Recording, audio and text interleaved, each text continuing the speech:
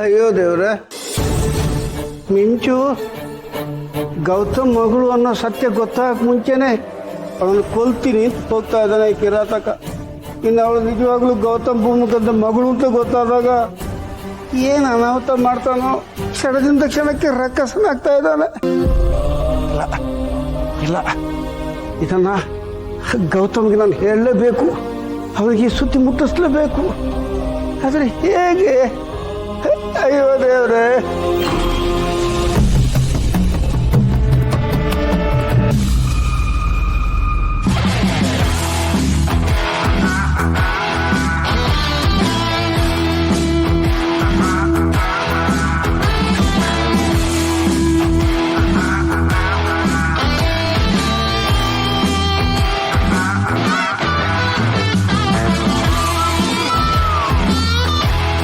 ಏನಾಗಿ ನೋಡ್ತಾ ಇದೆಯಾ?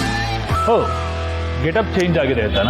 ಅದ ಹಾಗೆ ಲಕ್ ಬದಲಾದ್ರೆ ಲುಕ್ ಆಟೋಮೆಟಿಕ್ ಆಗಿ ಬದಲಾಗುತ್ತೆ.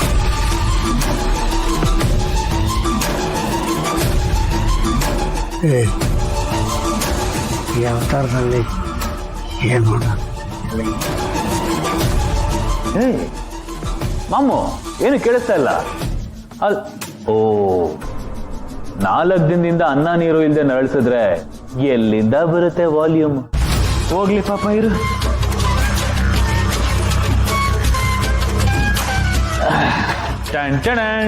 ತಗೋ, ಕುಡ್ದು ವಾಲ್ಯೂಮ್ ಜಾಸ್ತಿ ಮಾಡ್ಕೊ.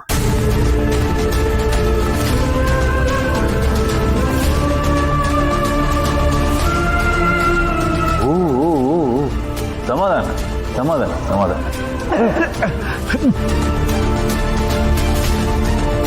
ಏನಂದೆ? ಇನ್ನೊಂದ್ಸಲ ಹೇಳು. ಇದೇನೋ ನೀನು ಹೊಸ ಅವತಾರ? ಈ ಅವತಾರದಲ್ಲಿ ಏನ್ ಮಾಡಕ್ ಹೊರಟಿದ್ಯಾ? ಹೇ ಮಾಮ, ಇದು ಹಳೆ ಅವತಾರನೇ, ಆದ್ರೆ ಅಧ್ಯಾಯ ಹೊಸದು. ನಾನೀಗ ಹಳೆ ಜೆಡಿಯಾಗಿ ಉಳಿದಿಲ್ಲ, ಹೊಸ ವರ್ಷನ್ ಆಗಿ ಅಪ್ಡೇಟ್ ಆಗಿದ್ದೀನಿ. JD 2.0.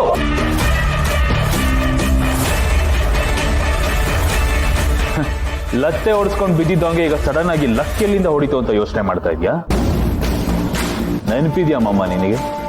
ಚಿಕ್ಕ ವಯಸ್ಸಲ್ಲಿ ಇದ್ದಾಗ ನಾನು ನೀನು ಹೇಗೆ ದುರ್ಯೋಧನ ಮತ್ತೆ ಶಕುನಿ ಕಥೆ ಹೇಳ್ತಾ ಇದ್ದೆ ಅಂತ.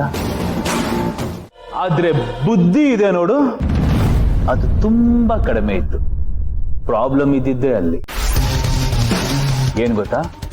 ಅವನು ಶಕುನಿ ಮಾವ ಹೇಳೋದನ್ನ ಕೇಳ್ತಾ ಇದ್ದ.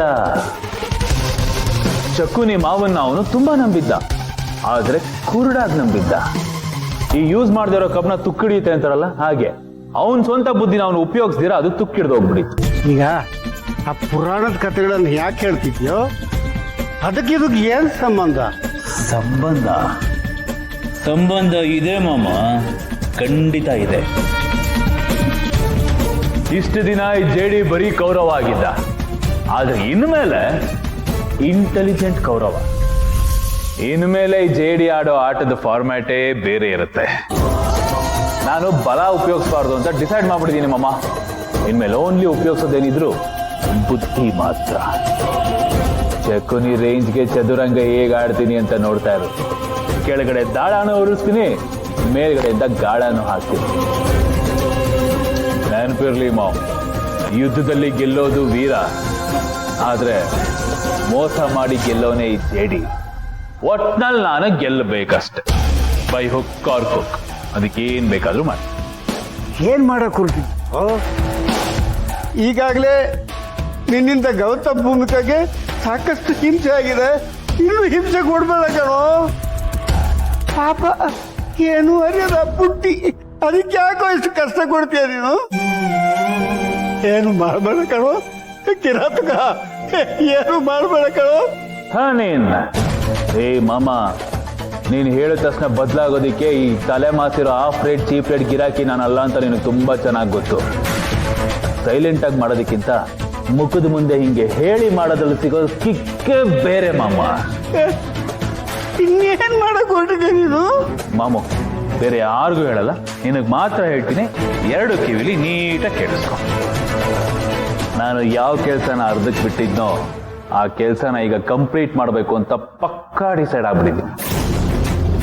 ನೀನು ಇಷ್ಟು ದಿನ ಬಚ್ಚಿಟ್ಟಿದ್ದಲ್ಲ ಆ ಮಗುಗೋಸ್ಕರ ದೊಡ್ಡ ಸತ್ಯನ, ಆ ಮಗುನ ಇವತ್ತು ಅವಳ ತಂದೆಯಿಂದ ಪರ್ಮನೆಂಟ್ ಆಗಿ ದೂರ ಮಾಡ್ತೀನಿ. ಆ ಗೌತಮ್ಗೆ ತಂಗಿ ಜೀವನ ಮುಖ್ಯ ಆಗಿರ್ಬೋದು, ಆದ್ರೆ ನನಗೆ ಇಡೀ ಅವನ ವಂಶದ ಅಸ್ತಿತ್ವನೇ ಅಳಿಸಾಕೋದು ಮುಖ್ಯ. ಏನು ತಿಳಿಯದ ಮುಗ್ಧ ಮನಸ್ಸಿನ ಮಗುಗೆ ಏನ್ ಮಾಡಕ್ ಹೊರಟಿದ್ಯೋ? ಇವತ್ತು ನನ್ನ ಬೋಡದ ಮನೆ ಕಳಿಸ್ತಾ ಇದ್ದಾರೆ. ಮೊದ್ಲು ಅಪ್ಪ ಅಮ್ಮ ಬಿಟ್ಟೋದ್ರು, ಆಮೇಲೆ ಅಪ್ಪ ಅಮ್ಮ ಸಿಕ್ಕಿದ್ರು. ಈಗ ಅವರು ನನ್ನನ್ನ ದೂರ ಕಳಿಸ್ತಿದ್ದಾರೆ. ಫಸ್ಟ್ ನನ್ನನ್ನ ಎಲ್ರು ತಮ್ಮ ಹತ್ರ ಇಟ್ಕೊಂಡಿರ್ತಾರೆ, ಆಮೇಲೆ ನನ್ನನ್ನ ದೂರ ಕಳಿಸ್ಬಿಡ್ತಾರೆ. ನಾನಿರೋದು ಅಷ್ಟೊಂದು ಕಷ್ಟ ಆಗುತ್ತೆ ಎಲ್ರಿಗೂ. ಅವರೇ ನಮ್ಮನ್ನ ದೂರ ಕಳಿಸೋ ಮುಂಚೆ ನಾವೆಲ್ಲಾದ್ರೂ ದೂರ ಹೋಗ್ಬಿಡೋಣ.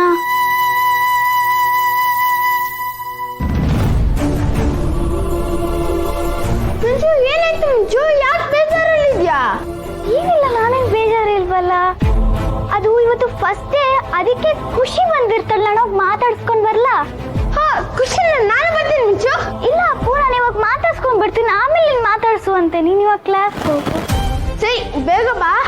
ಹಾ ಸರಿ, ಬೇಗ ಬರ್ತೀನಿ. ಸರಿ.